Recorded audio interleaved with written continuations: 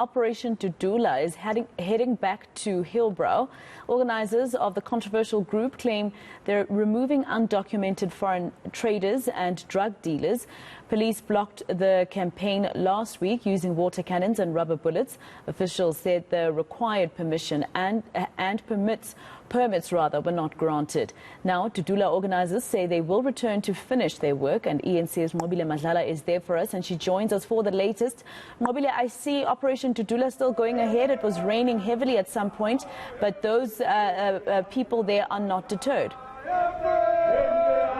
Well, I want to show you, Maseko, this is Operation Dudula. So some of the guys are arriving at this point singing and going into the park. This is where we know that they are all going to be today.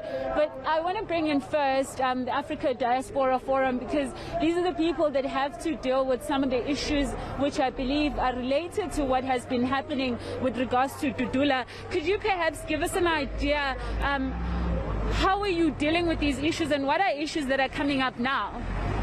Well, look, one of the most important things that we need to actually say is that, I think before maybe we say much, is that the people that are protesting have a constitutional right to protest. And what is of concern basically to us is, when there is violence, against members of the migrant community, taking their property and doing police work, like asking them for ID documents and passports, which should obviously be done by the police and the Department of Home Affairs.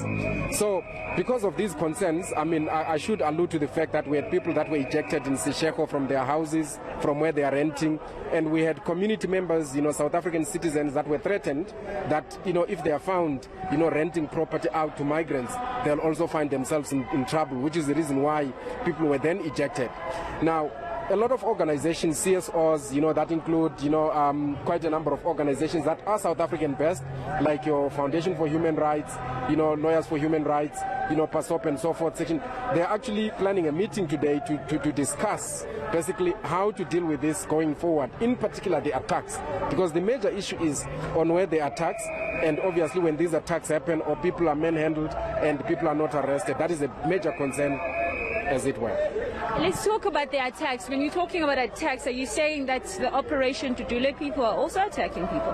Well, what we have heard so far is that, for example, like the people that are in Seshego, like what we're saying, these people are calling themselves, it's an extension, by the way, of what is happening, with the Dudula. So how exactly they are linked, if there is communication between this group here and the group down there, we don't know. But in any case, it's also called, a Dudula operation. So what we have seen, as far as this particular, group is concerned, we know that last week we saw that there was, a run with the police. Now, we have not seen, people that have been attacked, but we know that in Rosettenville, people were attacked, as well as in Bara, and that was attributed to Dudula. So yes, we have incidents, that, have shown people being attacked, and that has been attributed to this particular operation. And that's very concerning, of course. But we do understand, based on what we heard from actually our channel, that Africa Diaspora Forum was actually going to have a meeting with the Dudula operation. What is happening with regards to that? Have you come to any amicable solution?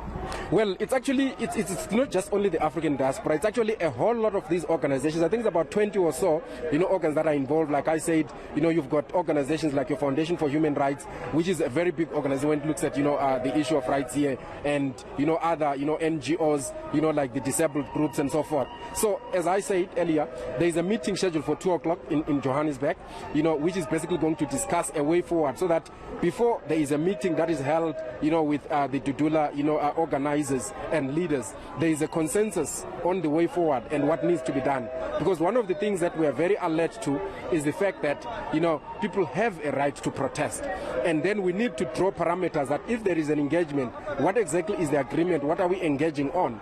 And that is why it is not only an African diaspora, engagement. It is an engagement of the broader, CSOs that look at, the rights of either citizens or non-citizens.